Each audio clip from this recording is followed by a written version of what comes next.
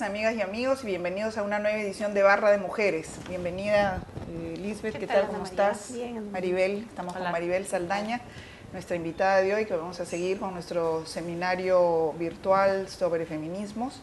Pero antes queríamos hacerle un homenaje a nuestro querido amigo Javier Díaz-Canseco, que se nos fue el día domingo, un amigo muy querido de muchos años. Mi caso personal, fue una persona muy importante en mi vida cuando estaba en la Universidad Católica y él era secretario general de la Federación de Estudiantes.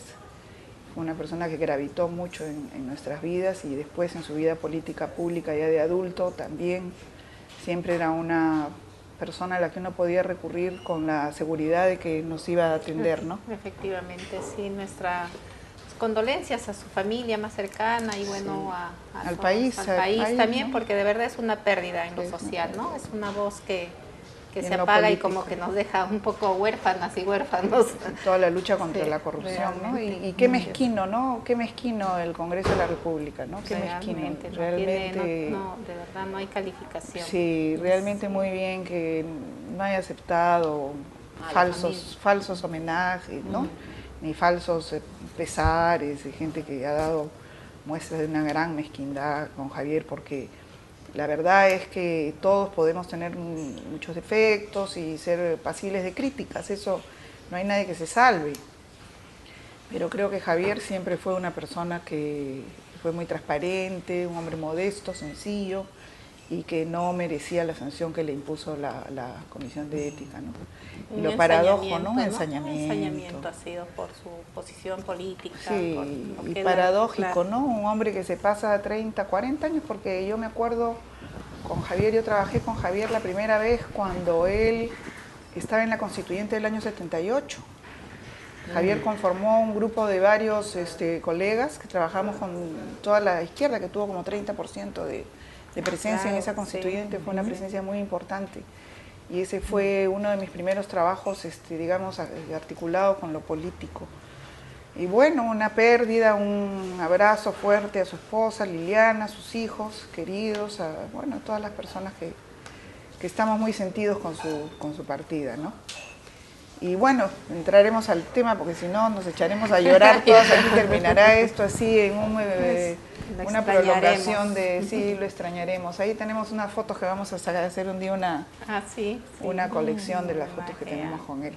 Bueno, con Maribel Saldaña, hoy día una compañera que también es integrante del movimiento Manuela Ramos, una de las jóvenes generaciones que está entrando a la institución para ir renovando los cuadros, pues que ya estamos casi para el gato, ¿no?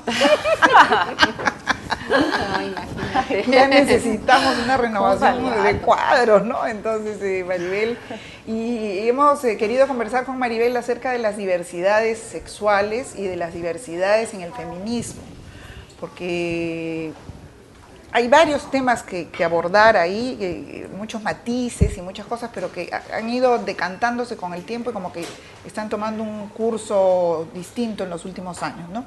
Pero antes, Lisbeth, tú tienes unos anuncios bien interesantes también. No, comentar esto que también ha sido noticia, ¿no? En los últimos días, esta medida que ha dado la jefa de Concitec, la licenciada Gisela Orjeda,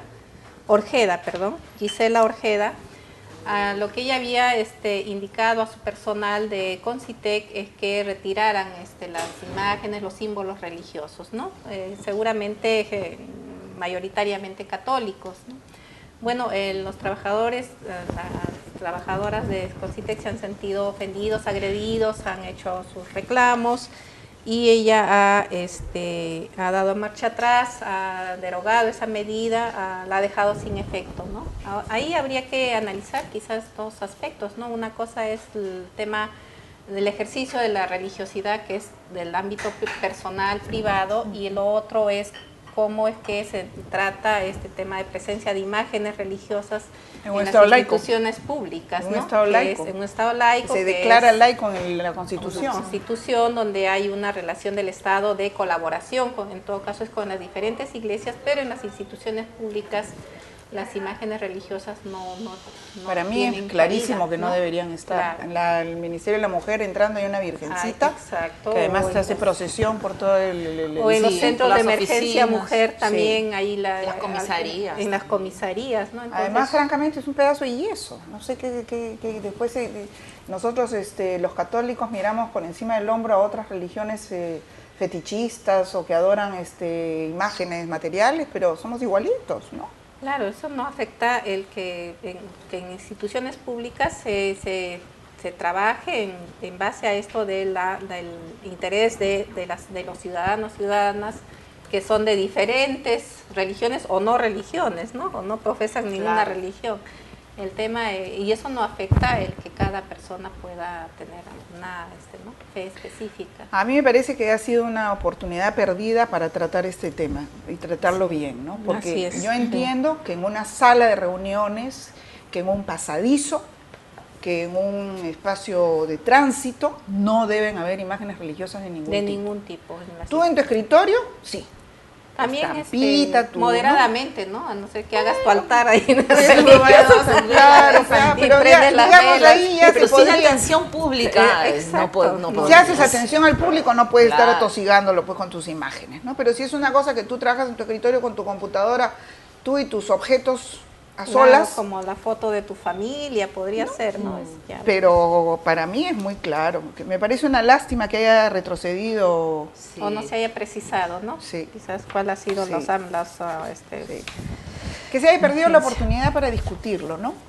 Sobre todo, para poner hasta dónde puede llegar el derecho del Estado a prohibir imágenes religiosas de determinada religión y hasta dónde el derecho de los individuos a usar las imágenes de su propia religión, ¿no?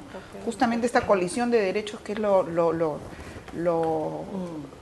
que toda la vida produce conflictos, ¿no? Y genera situaciones de descontento en la gente, es lo que deberíamos tener También debería hacerse labor pedagógica, ¿no? En este tema de qué es lo que dice la Constitución y en qué estado estamos, ¿no? Sí. Es un estado laico. Sí.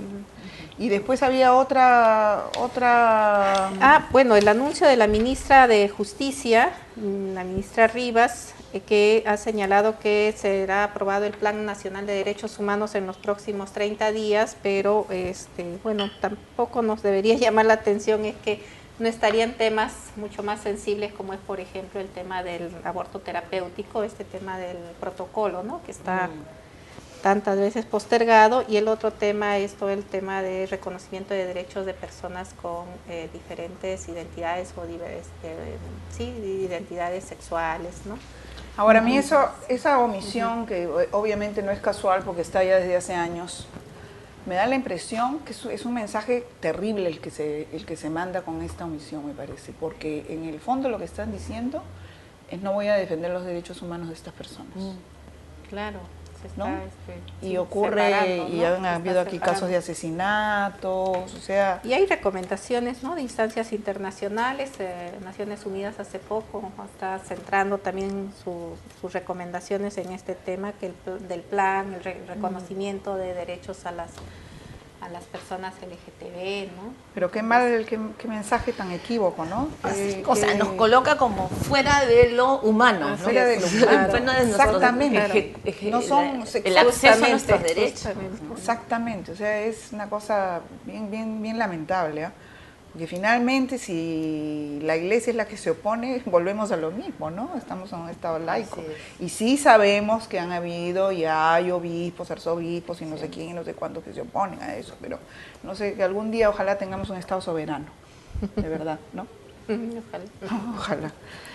Pero bueno, entonces vámonos a nuestro tema. Hemos estado revisando la historia del feminismo y como hemos podido ver en los dos programas anteriores, surge el feminismo a partir de ciertos actos simbólicos hasta que se va consolidando como un movimiento, llega al Perú, el feminismo de la igualdad, el feminismo de la diferencia, como que habían tendencias ideológicas y políticas, ¿no?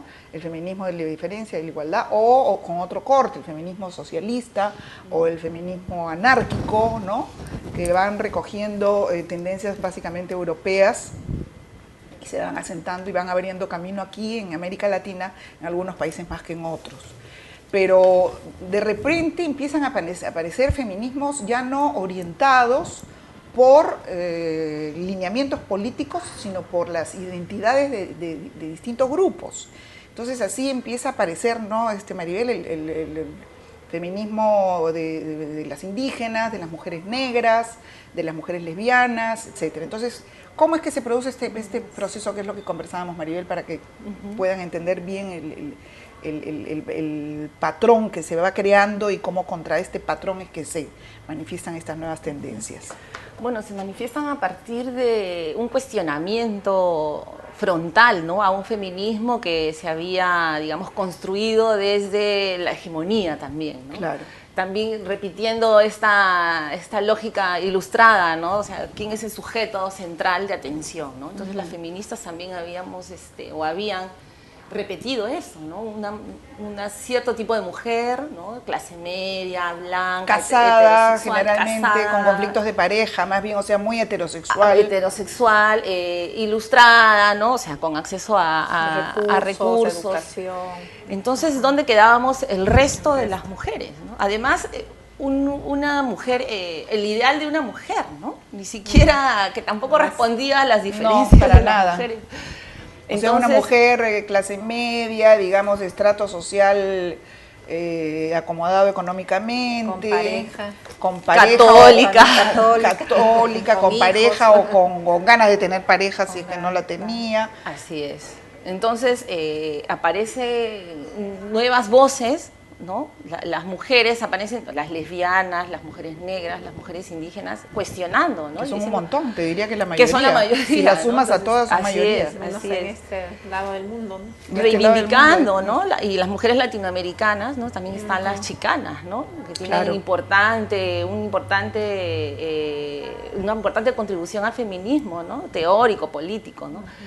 Entonces, reivindicando estas diferencias, ¿no? Estas particularidades, estos procesos históricos en los que se nos ha marginado y se nos ha excluido de esta lógica de existencia, ¿no? Entonces, estas particularidades, estas reivindicaciones hacían énfasis justamente en estos ejes que tú dices, ¿no? Existimos mujeres con un origen étnico diferente, existimos mujeres cuya sexualidad es diferente, no es la hegemónica, y tenemos estas particularidades y lo que queremos es reivindicar y politizar esas identidades, ¿no? Entonces se politizan estas identidades y surgen estos feminismos, ¿no? Que son una contribución importantísima al desarrollo del feminismo, ¿no? El feminismo creo que sigue vigente porque tiene la capacidad de replantearse, de cuestionarse, de renovar su paradigma. Exacto, claro. Y dentro del feminismo que yo postulo, ¿no? Que es el feminismo lesbiano, un eje importante de análisis es de las feministas de los 70, de los 80, es cómo la heterosexualidad es un eje de opresión y de control sobre el cuerpo de las mujeres. Que genera una heteronormatividad. Así es. Ya luego aparece Monique Wittig, Adrienne Rich con heterosexualidad obligatoria, por ejemplo, ¿no? Que dicen que la heterosexualidad, lejos de ser solo una orientación sexual, es un sistema político y económico, ¿no? Que crea estas diferencias, que jerarquiza y que lo que hace es anormalizar a las otras, ¿no es cierto? Diversidades. Así es. Entonces, y Monique marca todo lo que no es esta centralidad feminista, ¿no? Todo queda marcado como diferente y ahí empieza la discriminación. Pues. Diferente, excluido, discriminado, anormal, ilegítimo, abyecto, ¿no? Claro. Todo lo que no sirve, ¿no? Yo creo que ya con solo decir es diferente, ya estás marcando una jerarquía. Claro. ¿No? O sea, cuando dices, ¿no? Y ahí a discriminar hay un paso. Cuando dices, ellas son diferentes, las lesbianas ellas son diferentes, estás jerarquizando. Estás jerarquizando y además estás haciendo de una forma de vida la forma paradigmática de ser, ¿no? Ahora, que entonces significa luego derechos, ¿no? Acceso a derechos, etc. Estos grupos no es que se plantean cómo ejerzo yo el feminismo desde mi identidad, sino además de decir cómo ejerzo el feminismo desde mi propia identidad, cuestiono toda la creación, la literatura, la teoría feminista elaborada en este paradigma ideal que además es probablemente minoritario, ¿no? Así es. Que es lo que se denomina feminismo heteronormativo, podríamos decir. Claro, feminismo heteronormativo, feminismo hegemónico, ¿no? Incluso feminismo occidentalizado, ¿no? Claro. Que no tome en cuenta a las mujeres latinoamericanas, todas estas particularidades que ya hemos ido conversando, ¿no? Y como te digo, desde el feminismo lésbico, que acuña este concepto de heteronormatividad, ¿no? ¿Por qué? Porque justamente estos son arreglos normativos para oprimir a las mujeres, para ponerlas en un estadio, en un sitio, en un espacio diferente que es excluido y que es inferiorizado, ¿no? Los mandatos se convierten como que es la razón de ser de la ¿no? Los mandatos, ¿no? Por ejemplo, la maternidad. Que una mujer que no es madre no está desarrollando este mandato, entonces también pasa. Como que le dijeron a Lourdes, ¿no? Claro. Como que le dijeron a Lourdes, ¿no? Ni siquiera tiene hijos. Claro. ¿Ella qué habla si ni siquiera tiene hijos? Ahora, ¿occidentalizado o occidental? El feminismo es occidental, o sea, es herencia de una tradición de ilustración, todo lo que ya sabemos. O sea, probablemente otras culturas, otras culturas que no han pasado por este mismo proceso no tienen feminismos autónomos o autóctonos, podríamos decir. Porque es un proceso de Occidente que ha teñido a otras culturas en la medida en que reivindica libertades, ¿no? Sí, pero me refería a cómo Occidente, en la lógica de Occidente, crea un otro diferente, excluido, ese modelo del otro inferior, ¿no? Entonces, Occidente, Oriente y en nuestro caso, o sea, Latinoamérica, ¿no? Se crea España en torno a una América Latina creada por ellos, desde la mirada de ellos, ¿no? Pero al mismo tiempo Occidente genera los mecanismos de inclusión, ¿no? Por ejemplo, con los derechos humanos. No, sí, o sea, no deslegitimamos ese proceso, claro, pero sí traía una lógica de ilustración, una carga de que hay un ser humano ideal, paradigmático, ¿no? Y el feminismo hereda también esa lógica, cuando es un feminismo que ya conversamos, ¿no? Del de los 60, el de los 50, un feminismo que reivindicaba cierta mujer, o sea, no eran las mujeres. No, pues. No eran las demás mujeres, sino era una mujer específica y que dejaba fuera las otras demandas, las otras existencias y experiencias de exclusión y de discriminación que en ese momento se estaban dando, ¿no? Bueno, y hasta hoy, ¿no? Claro. Ahora, pensando desde el punto de vista, por ejemplo, de las mujeres indígenas o de las mujeres negras o cualquier mujer que pertenece a una etnia discriminada o maltratada, como suelen ser casi todas, aparte de la blanca, ¿no? Y subordinadas, ¿no? Políticamente, ¿qué podría ser más interesante o más conveniente? ¿Plantear sus demandas de mujeres indígenas como feministas o plantear sus demandas de mujeres indígenas dentro del movimiento indígena general? Bueno, por ejemplo. Bueno, depende de la estrategia política de las mujeres. Lo que yo he ido viendo es que las mujeres indígenas han optado por hacer una lucha desde dentro de sus movimientos con los hombres, ¿no? Ir reivindicando, ir visibilizando sus propias demandas dentro, ¿no? Y haciendo un aporte importante y de denuncia también a la lógica... Contradicciones también. Contradicciones internas, claro. O sea, también de la lógica indígena patriarcal, ¿no? Recontra patriarcal. Así es. Entonces creo que ahí hay una lucha bien interesante de ellas, de no solo reivindicarse como mujeres indígenas, sino cómo lo indígena también ha sido un sistema para ellas, una lógica también de opresión y de poder hacia ellas, ¿no? Claro, entonces eso ha creado rupturas, ¿no? Entre las mujeres indígenas. O sea, Teresita Antazú te cuenta con sumo detalle y de una manera lúcida cómo ella ha sido objeto de esa discriminación dentro de su propio movimiento, dentro del propio movimiento indígena, ¿no? Y todo lo que le ha costado a ella visibilizar que hay lógicas que ponen a las mujeres indígenas por debajo de las autoridades y de los líderes indígenas, ¿no? Tal vez estratégicamente sea mejor juntarnos todas las mujeres, ¿no? Bueno, sería lo ideal, ¿no? Porque la solidaridad, sí, claro, buscar, yo creo que esa es una estrategia, ¿no? Políticamente, ¿no? Buscar nuestros puntos de encuentro, cuáles son esas zonas dónde nos ubicamos, cuáles son esas zonas de encuentro que nos sirva políticamente como plataforma, ¿no? Porque tenemos diferentes luchas, y en ¿no? el tema de clase, por ejemplo, ¿no? Claro, ese es el tema de la interseccionalidad, pues, ¿no? Que no es una suma de identidades, sino cómo estas diferencias constituyen tu ser mujer, ¿no? tu sujeto. Entonces, en ese sentido, ¿dónde están nuestras estrategias? Las lesbianas, puntos de unión, indígena, claro, los puntos de unión.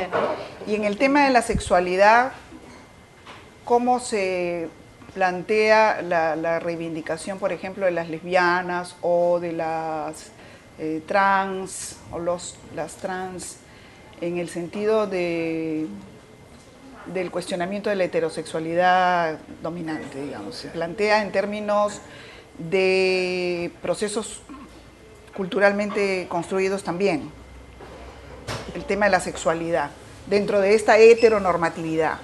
Hay una heteronormatividad que te manda a casarte con una persona de otro sexo, porque obviamente si lo que quieres es tener hijos por lo menos propios. Y esa heteronormatividad también se traduce en otros aspectos de la vida, no solamente en la relación personal. Pero en el tema sexual específicamente, ¿cómo se evidencia esa heteronormatividad? Por ejemplo, en el tema de los roles, en el tema de los estereotipos, ¿no? O sea, cómo el patriarcado se ejerce a través de ciertos mandatos y ciertas normas que debemos cumplir hombres y mujeres, ¿no? Entonces, en el tema sexual es evidente, ¿no? Que dentro de la comunidad, también comunidad lésbica, gay y trans, hay también repetición de ciertos mandatos patriarcales, que también son relaciones de poder, ¿no? ¿Quién ejerce su poder sobre? ¿No? Está lo activo, lo pasivo, ¿no? Entonces, que tiene que ver con una lógica, pues, también de poder, de exclusión, de quién domina a quién, de control, ¿no? De dominio. Entonces, nuestra ¿Y tú crees que es posible que haya relaciones absolutamente igualitarias? Yo creo que estamos en la búsqueda de relaciones más democráticas, ¿no? De autonomía, de buscar la felicidad, de que la gente pueda elegir, decidir sobre su destino, sobre sus relaciones, ¿no? Sin tener que obedecer a mandatos o a cuestiones preconcebidas, ¿no? Nuestra agenda, ¿no? Como lesbianas feministas, tiene que ver justamente con eso, ¿no? No solo reducir nuestra agenda al tema sexual, al tema de la sexualidad, ¿no? Sino cómo podemos buscar otras estrategias, o sea, cómo la heteronormatividad, al ser este eje de análisis, nos plantea otros retos que van más allá de lo sexual, ¿no? Sino qué tipo de sociedad queremos, qué tipo de relaciones, ¿no? queremos, qué tipo de Estado, ¿no? Qué tipo de políticas públicas necesitamos, ¿no? Que no solamente se restrinjan a los derechos sexuales y los derechos reproductivos, sino a la democracia, a la ciudadanía, ¿no? Que tiene que ser liberadora y emancipadora, sobre todo para nosotras las mujeres, ¿no? Pero en eso sí se encuentran todos los feminismos, ¿no? Claro. Yo creo que ese es un punto de encuentro. El asunto es mínimo. Claro.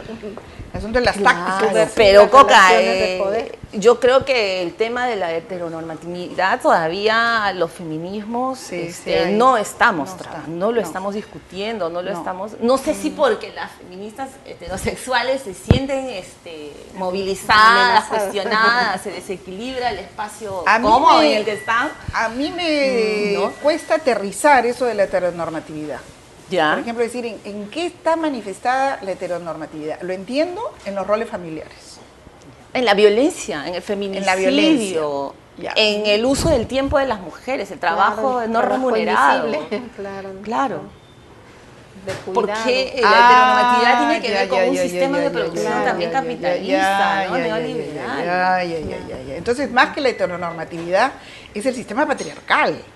Claro. De lo que estamos hablando es esto, es un sistema patriarcal que se asienta en la heterosexualidad. Así es. Y que el sistema capitalista abraza así gozosamente, porque le da beneficios.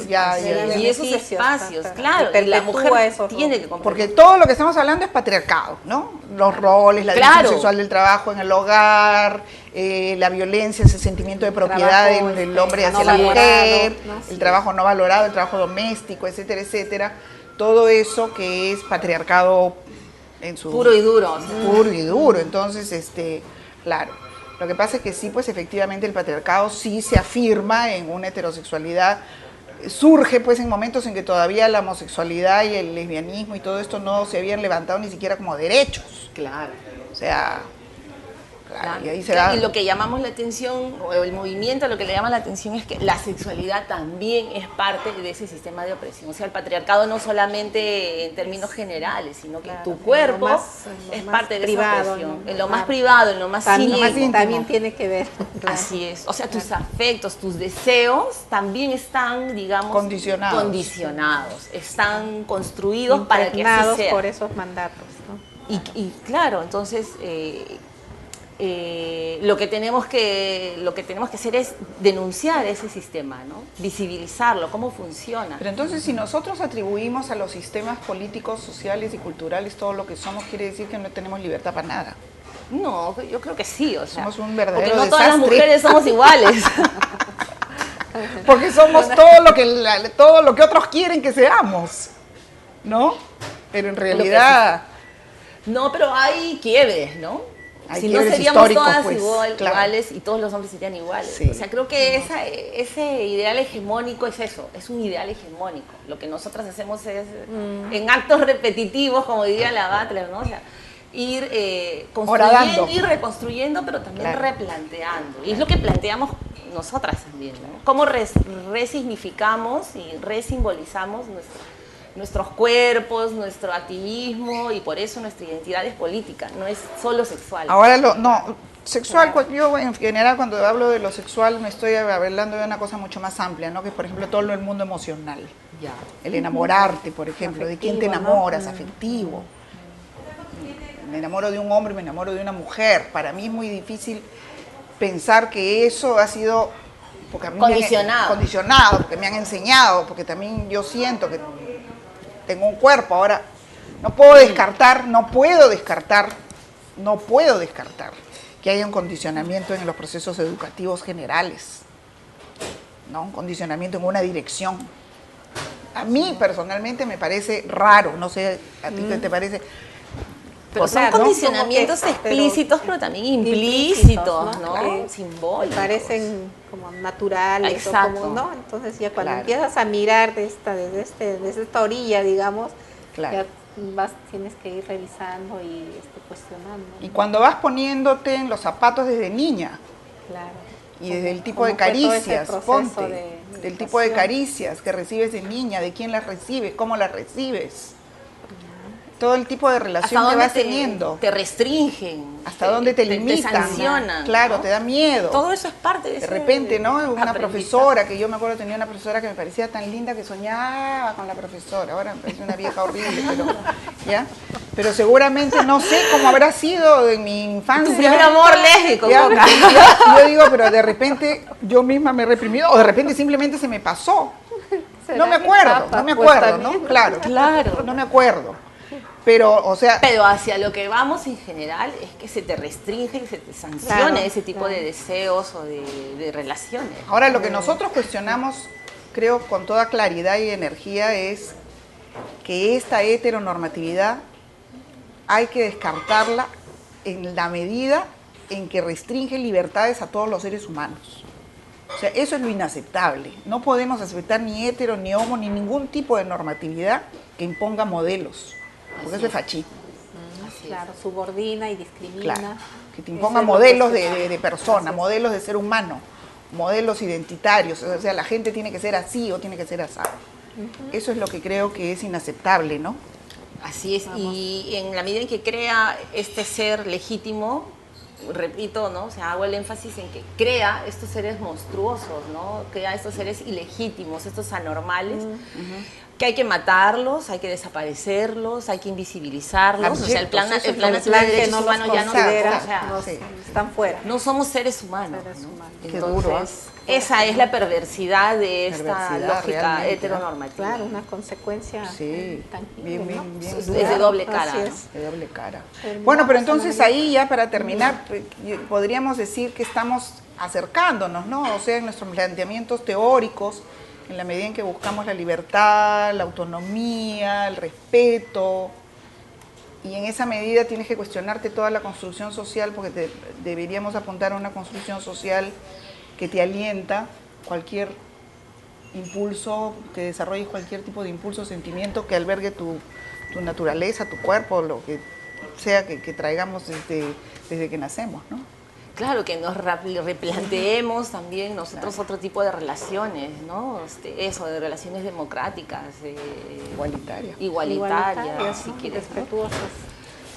Terminamos. Bueno, muy bien, ¿terminamos? ¿O Sí, tenemos- ya Ya estamos, terminamos, ya. ya nos cortaron, ya entonces nos vamos hasta el próximo martes con otro capítulo más de este seminario virtual sobre feminismos, ¿no? Gracias, María. Gracias, María.